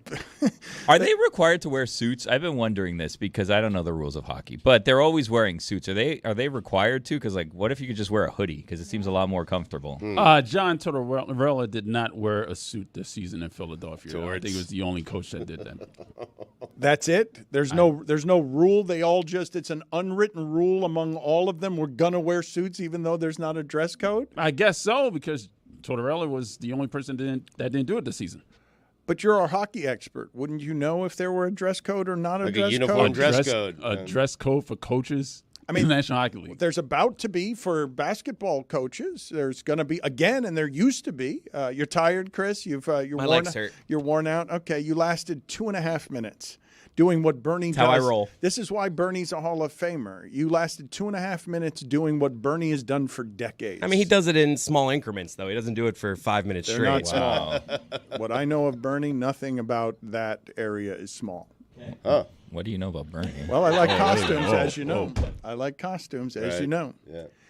I was surprised to hear Billy come at the expertise of Roy Bellamy because Jeremy got to watch the game with Roy Bellamy last night, and it was like a tutorial. You would not know from Roy's Twitter that you could do a lot of learning about hockey by just sitting next to Roy. Roy's Twitter often helps me also, honestly, because it's descriptive of what's actually going on in the game. But last night was incredible for me because I was sitting next to Roy in our Meadowlark media seats at the Panthers game, and he was just through speaking, maybe to himself, I'm not even sure he was really speaking to me, but talking about the game, I felt more locked in and understanding everything about the approach, the rules than I ever have. And I've been following, obviously, the Panthers for the last several years professionally. Roy made me feel like a more informed It's hockey why fan. one day he will have a picture and his name on a wall there celebrating his legendary status covering the Panthers since their inception. Right next to Bill Lindsay. Roy's Twitter account is great. Like if the ESPN app goes down and you can't watch the game, you have no idea what's going on. Roy will like tweet play-by-play of what's happening in the Panthers game, and it's all fact-based. All right, there is a source of contention here. Let's discuss this now. I want to discuss this because Thank you, Dan. Yes, because Stugotz and I yesterday were having a conversation with Roy because I would argue that this team of people, our show, is mean to Roy's Twitter account. No, falsehoods. Roy, is this show, yes or no? You can say sure again if you want. Yes or no, this show is mean to your Twitter account. Sure. I mean, I'm not very happy with how people are displaying. I mean, Magic Johnson of hockey is not exactly why I would respond to my Twitter account. I mean, I'm telling you the information that you need to know in real time. But it is very fact-based, and I would say it's probably a bit different than what Jeremy is learning sitting next to you, but he's saying that he's also learning from your Twitter account. Most of the times when you're compared to Magic Johnson, it's a great thing. Not in this situation. Just not Twitter. No. The only spot, really. I've given my opinion during the games as well. I mean, I guess some of y'all have missed it. It gets lost because your Twitter account turns into essentially a game log. Yeah, yes, exactly. It does get lost within that, yes. Don't change a thing, Roy. I agree with him. Yes, Don't change a thing. right, yeah. There was last year when I was covering the Stanley Cup final, I was trying to support Roy by retweeting everything that he tweeted, and it was great engagement. So people love it. Yeah, he copied everything I said and posted it under his account, basically. So, Retweeted. Yeah. Yeah. That's not exactly retweeting. That's copying and pasting and Retweeted. posting under your name is not retweeting. It's just tweeting. Thanks, Sebastian. Sebastian gets it. That's Meadowlark consultant Billy Gill, ladies and gentlemen, always helping everybody. Just retweeting Roy because he loves him so much and wants to be a supportive Of course, teammate. exactly right. Consulting, Sebastian Dan. gets it. It wasn't retweeting. It was just tweeting. How's it going, Bernie? The mascots aren't allowed to speak, Billy. Go sit in the penalty box. What? Oh, wow. Oh, no. Just go Trying sit to in- include people, trying to support my teammates for yet not- again, not helping getting the- by punished. get- Okay. You were actively asking a question to produce dead air, Billy. Not helpful. No, it's Not- attacking not- his he can't question. talk. He's not allowed to How talk. do you know? He'll get fired. I tried to talk to him before the show. Well, Why would bring you up try and something. talk to him? I told you they can't talk. Hold on a second. So I'm getting kicked out for doing exactly what you did. Outside. Outside. Oh, Dead air. middle finger. Dead air does not hurt the show if the show's not on the air, Meadowlark consultant. It's possible that Bernie and Sebastian have lots of things to say. We just don't ask the right questions. Bernie, Sebastian, go sit with Billy in the penalty Oh, box. they don't deserve What a that. penalty Come box. on, Dan. Come on, these are Hall of Famers everywhere. Soon to be Hall of Famers that you're kicking out of the studio. Take Three the- Hall of Steve Famers. McKing. Take the Jeez. dead air Punishment king, too. outside. It's not a penalty. I mean, It is. I've accidentally rewarded him. You gave him a Damn gift. it, the inside man got me again.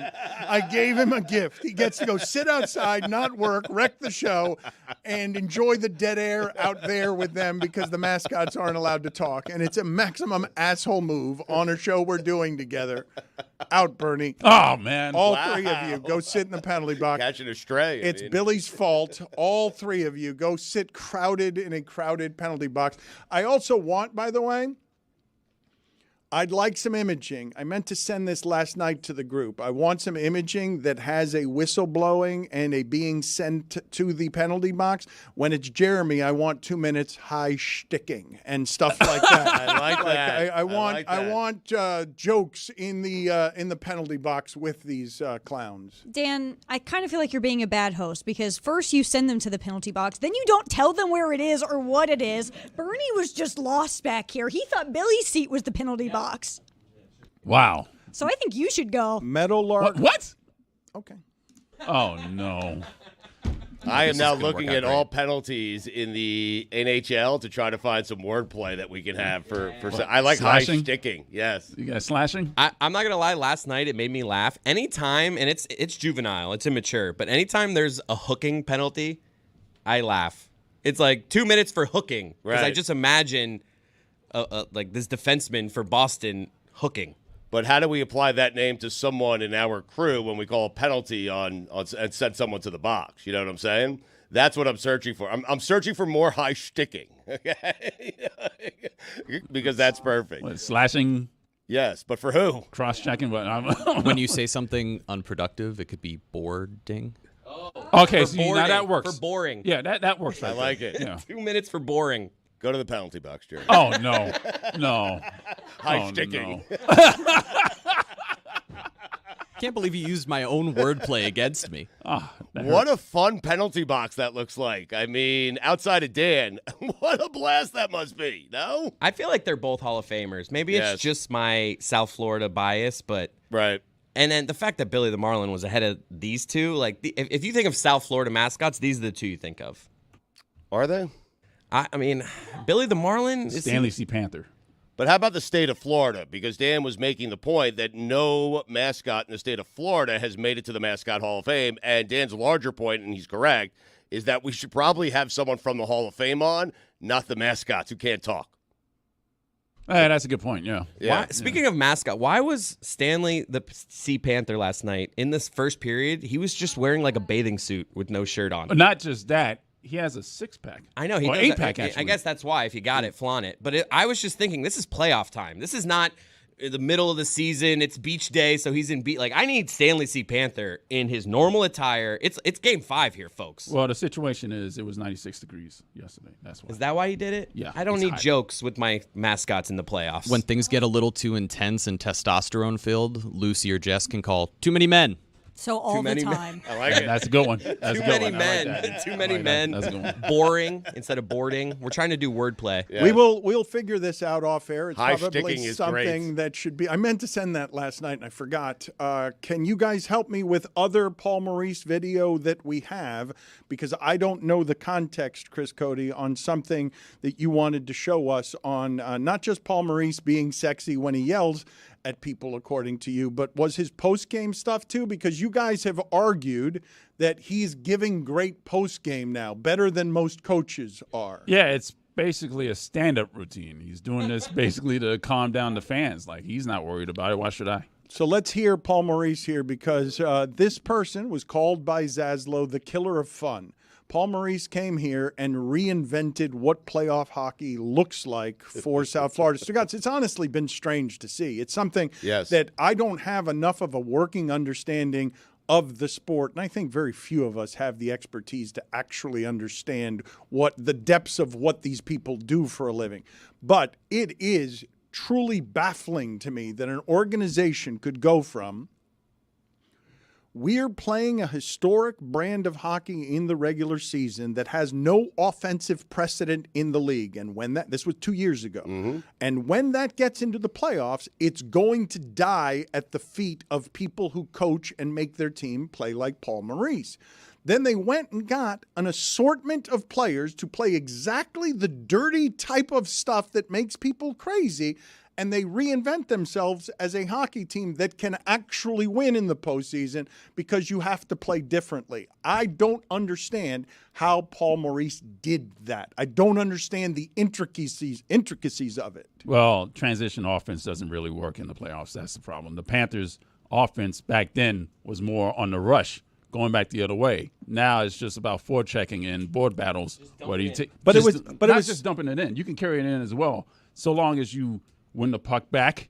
If you give the puck in the offensive zone, you get the puck back. You get second chances. You get screens in front. Boston was trapping last night, though. So I feel like the way they were playing the Panthers, you got to just dump it down there. Yeah, that's the way we're going to get our goals. They were basically doing what the Panthers have done all season. Roy, you say that matter-of-factly, though, but you believed in that team 2 years ago. You thought it was so good at offense that perhaps it could overcome what playoff hockey is, and then they immediately get strangled and swept by the Lightning, and you were confused. So you say it matter-of-factly now as if you understand it, but I remember back then you believed that that hockey team was so good at offense that it was going to be able to overcome playoff hockey cliches. Yeah, well, I believed in that team back then. I believe in this team now. Bernie's wearing a piece. Now Lucy's wearing it. Wait a minute. Did you know? Oh, my God. Did you know that Hall on a of second. Famer Bernie the mascot wore a toupee? This is breaking news right here. This is shocking. I cannot believe the worst thing a mascot can do is lose his head, but this is the second worst thing. Strong hairline from Bernie, though. Very strong. It's not a bad look for Sebastian. I had no idea. Wait a minute. Wait, it is a great look for Sebastian. Yep. Sebastian, give me one of these. Put a pause up. Let's see how that looks on you. No, don't do it. Don't do it. No. He will not do pause up. Look, you thought you were going to trick him into doing FIU stuff? Rebrand here. I think between the two of you, we can get you into the Hall of Fame there with Bernie's toupee. I had no idea Bernie wore a toupee, that he had a hair implant. I'm shocked by that. Let's play that Paul Maurice sound of him. This was described as stand-up comedy. I believe that's overselling what we're about to hear, but let's hear what we get from our sexy coach. Paul, you definitely woke them up. They scored 11 seconds after the TV timeout there in the second period. What was the message there, and what was your thought on the goalie interference? I don't know the exact words of the message. I felt that a little fire. I wasn't mad at them. Understood what they were going through. Just thought they needed some profanity in their life. I brought some. I don't excel a lot of things in life, but me, am I good at that? You see how I did that? That's coaching, man. Well, that's kind of comedy. I don't know why it is that the average sports fan watches ballerinas on razor blades at a high rate of speed and thinks to themselves, you know what'll take that team over the top? The guy in the suit cursing. If he curses, that's what'll fix what's happening out here. I know We believe in that. I know they've worked all their life to be these amazing creatures who skate on razor blades and put their faces in front of the puck. They're already playing in the playoffs. They want to win very badly at sports, but what they need is the guy in the suit to curse a few times, then they'll remember to score. Ballerinas on razor blades, that would be figure skaters, Nancy Kerrigan, Tanya Harding, yeah. Dan, sometimes your message gets across more clearly when you just throw in a couple of curse words. It does. Yeah, it really hammers home the message. I'm telling you. Jeremy, what are you bent over laughing at? Just the clarification on ballerinas I don't understand on skates. You were using language. I want. Thank You're you. a writer. Yeah, Jeremy. Yes, thank you. And I don't understand the correction yet. What's happening with you? Because your Panthers are good. The other day, you said to me on air in front of everyone, "No, actually, Dan," you interrupted me, and you said, "No, actually, Dan, I've got a better question." He did that. Yeah, I did that to the journalist. Yeah, that was after you and me argued in the meeting before the show. We argued about whether or not the Panthers had indeed pulled one out of their ass. You're out of control, and I would think that you would have taken last night's loss and been a little bit sheepish about it, but you've come in just as aggressive today. You're right. Yeah, you're right. I'm a bit over-aggressive right now. I'm just waiting for them to win on Friday and go on and possibly play the Rangers. Are you worried, Roy? I feel like you're worried. Is it time to worry? No, this is not Roy. This is not the Roy I know. No, it's supposed to be scary, guys. Well, hold on. What if the Panthers lose the next game? Will you be worried? I'll be worried. But you're coming home.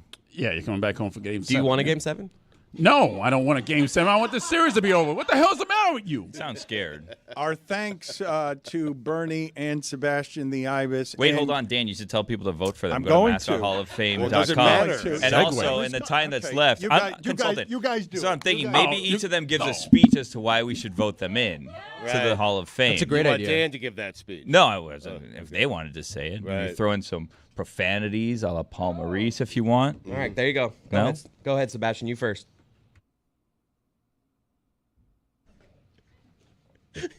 All right, Bernie. It should be in based on that. Oh, well said. Yeah, That's how the Hall of Famer does it. Bernie seemed like more of a threat. Yeah. No. We're going to vote. Better both mascots, we're going to vote. Our votes mean nothing, okay? Well, but don't tell people that. Your votes count. Well, we should have gotten someone on from the Hall of Fame while they were in studio with us. For Sebastian, you could also just type in Mike. Yeah. Thought that joke would go better. I try. They loved it. Well, they can't laugh. I gave you a little laugh. I mean, this mascot gave you a little laugh, okay?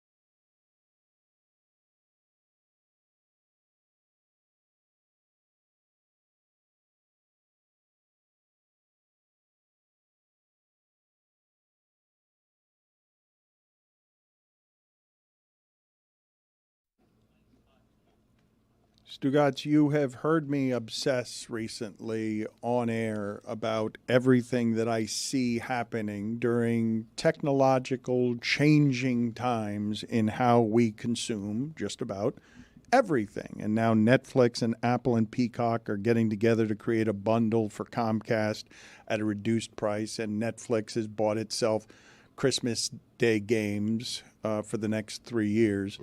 And the other day, sports stopped for a moment during a pretty busy time in basketball and hockey to laugh with football at the Tom Brady roast that was live on television.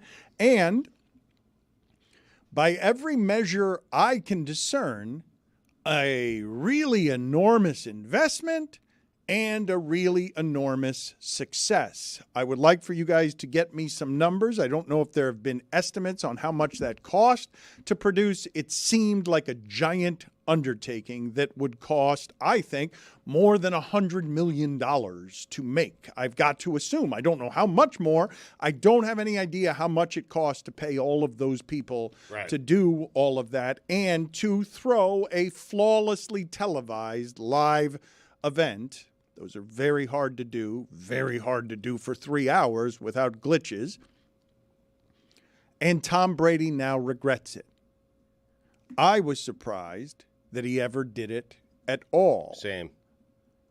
I was surprised that he had a blind spot about how that might land on his children to be products of a public divorce that has to be very hard because, Stugotz, I know so many people who are broken as adults because of the damages done by divorces that aren't that kind of public. And it really did surprise me that as a father, Tom Brady would be not knowledgeable about what the impacts of that could be on his children. I know he has his regrets. I understand why, and perhaps it wasn't thought through enough. But most of the roasters went out of their way to not directly talk about Tom Brady's kids. Oh, but Stugotz, but hold on. I was going to say, but they talked about his relationship with Giselle, his relationship with Bridget Moynihan, and of course, and they said nasty things.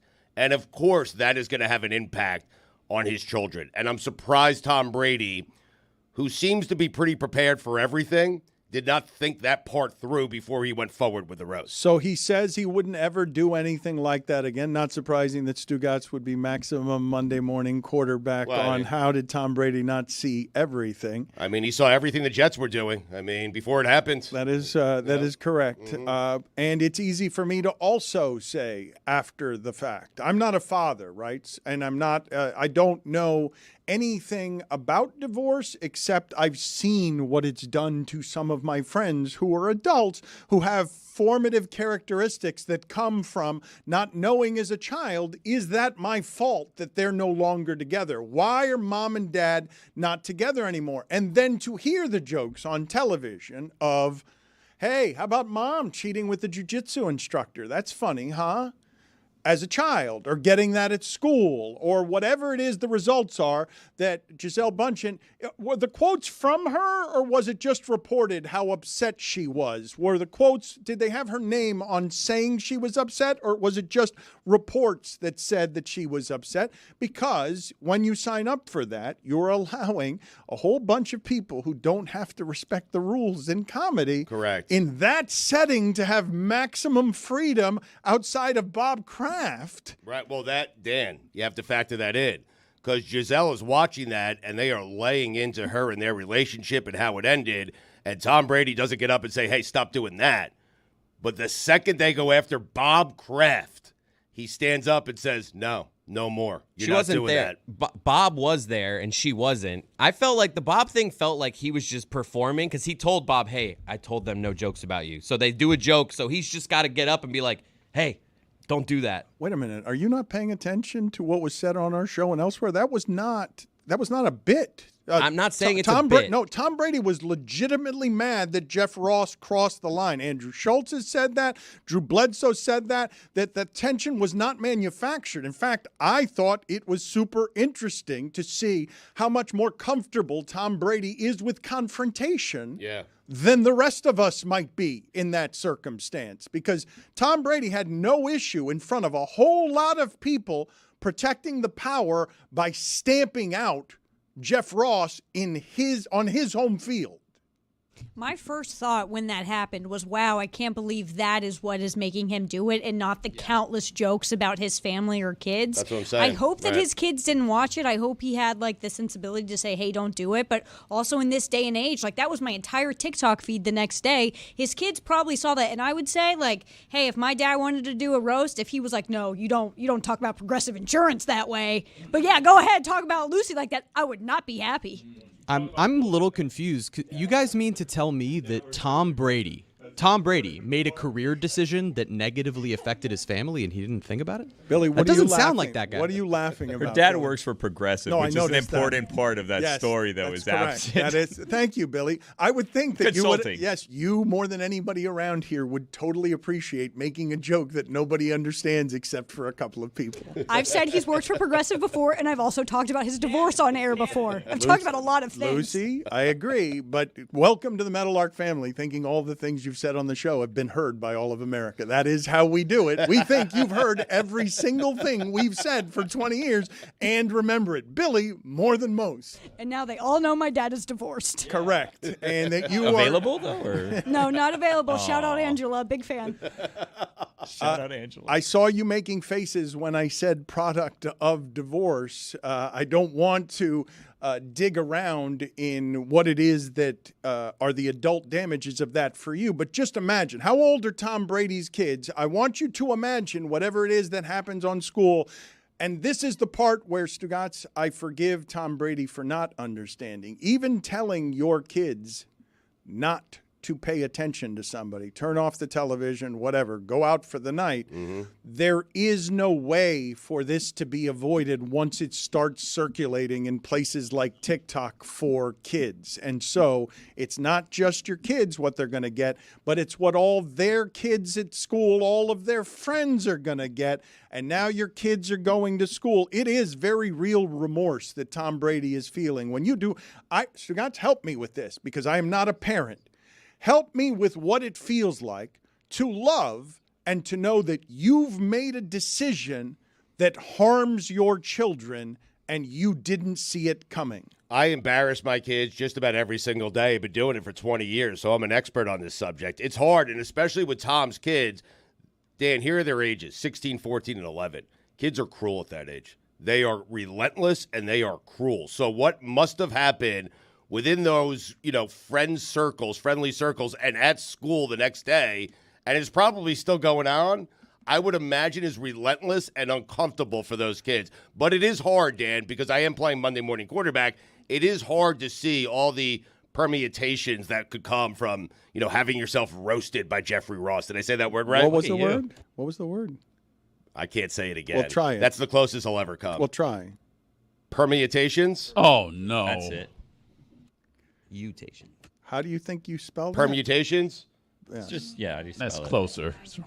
I was going there, Dan. I was trying to help you out. I was giving you, you asked an expert about embarrassing his kids, and I was trying to help you out and tell you what it's like. It was helpful. It's hard to see, it's hard. It really is. When you're filming me and I'm smoking cigarettes and I'm doing a bit, the impact it will have on my children, I didn't think of that stuff when I was doing it, when I was in the middle of it, and I wish I had, but I didn't. But Lord knows, no one has embarrassed their kids more than me.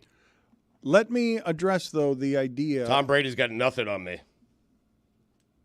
Let me address the idea of what the impact of divorce is. The three children you talked about, the youngest are Giselle and Tom. So it's 14 and 11. Right. And the difficulty of those formative years. I will tell you that my wife lost her mother at 12 years old to death, and it is a formative thing that has formed almost the entirety of who she is. And while this isn't death, it can feel like it to kids of that age, even if the parent is still around, because you have lost somebody. And unlike death, in many instances, you blame yourself because you're not adult enough to remove yourself from where the guilt is. This isn't true for everybody, but I've seen it enough at this age and younger. I have a friend who his parents got divorced, and as a toddler, he did not speak for 2 years after that. Now, that's a toddler. Right. But wherever it is you go to get the things that feel like love for the rest of your life, your parents divorcing is hard enough by itself. Your parents divorcing because cheating may or may not have involved is hard enough itself. But now add to the element this, all of the kids in the school you're in now know every single thing. And all of comedy is piling on to mommy. Right. The other thing with Brady is he didn't have to do this. He didn't have to do it. Like, there's no reason to do it. I mean, I act like a jackass because I have to. I embarrass my kids because I have to. Tom Brady didn't have to do this to his children. Could you say this is a transition into his media career doing this? I don't know why he did it. I mean, that would be my best guess, but I'm still not sure why he did it. He said he did it as a favor to Jeff Ross because he thought it would be funny. The Roastmaster General suggested it. It made, how many people watched this? Because the numbers were really good. It was a success in every way but this. But what a heartbreak for Tom Brady to have it be a success in every way but this, to create the regret and guilt of, I wouldn't do that again. What a horror for my children. I don't know that there's something in the emotional realm that doesn't involve like actual loss that can feel worse to a parent who's actually loving than to have a blind spot about how you harmed your child unnecessarily. I don't know how the disappointment, if you don't care as a parent, if you're not trying to be a good parent, if you think kids need to be more adult, okay, but if you're an actually loving person who cares deeply about the kids and is hurt by the product of divorce, if you then on top of that make a giant public mistake that harms them and you didn't see it coming, that one hurts, man. Even I know he's superhuman, but that one hurts.